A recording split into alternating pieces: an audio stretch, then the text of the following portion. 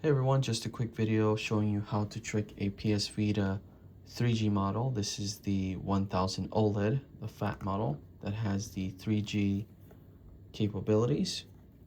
And what we did is we removed the 3G module and added and installed the PSVSD module for extra storage.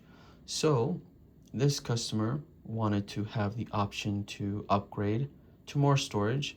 They currently have a 256 gigabyte SD2VITA adapter, which we wanted to keep intact, and upgrade the PSVSD module with a 512 gigabyte micro SD card.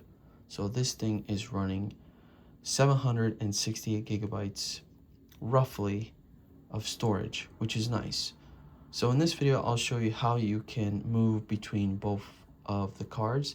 This is kind of a unique setup, and typically you don't do something like this, but since the customer already had an SD2VITA adapter loaded with a ton of stuff, we didn't want to move anything from there and just keep it intact and just keep the installation easy. Anyways, on the PSVSD module, the internal storage, the 512 micro SD card, this one's going to have all of the homebrews and the jailbreaks, the emulators and things like that. It's running pretty awesome. We have GTA installed.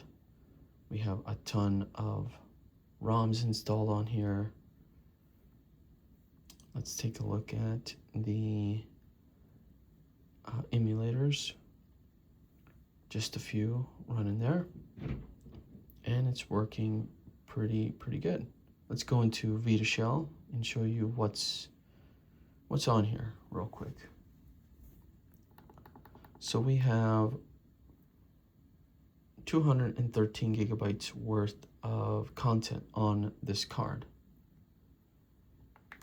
Now the way that I have this set up, let's go into settings, go under devices, storage devices, and right now we have UXO as SD2VITA and the UMAO as the memory card. So right now, since the module, the PSVSD module is taking over, when there's no memory card, it will run the system. It will act as the UXO. So right now, if we choose a game, one of these homebrew games, it should run like normal. And there we go. We don't need to do anything else. If I try to run anything off the SD2VITA, which shows a ton of PS Vita games, we're going to get a message saying the file is corrupt. It's technically not. It's just not being read by the PS Vita correctly. If we go into, say, Adrenaline, which is installed on the PSVSD module,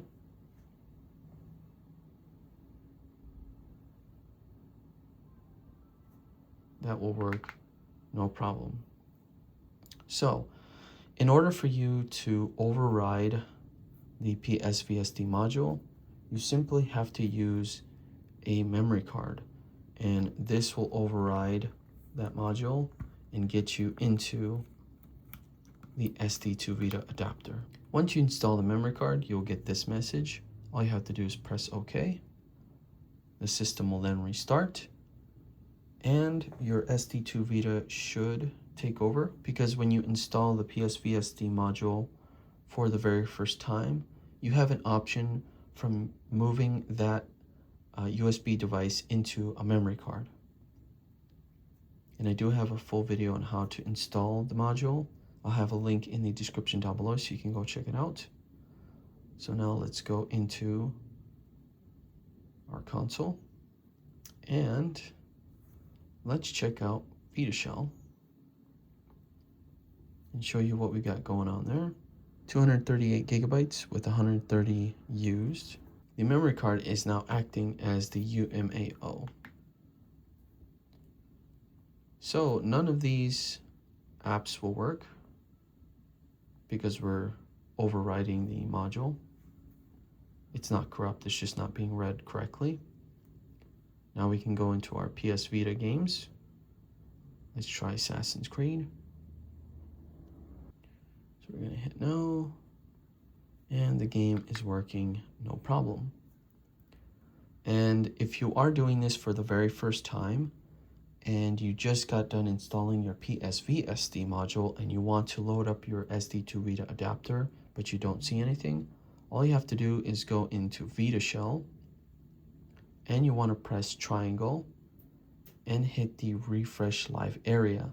This is going to take some time depending on how many games you have loaded on your SD2VITA, but from there everything should pop up, everything should load up, and you should be good to go. Now, one thing to keep in mind is if you have those applications installed on your SD2VITA adapter, it should work, and vice versa.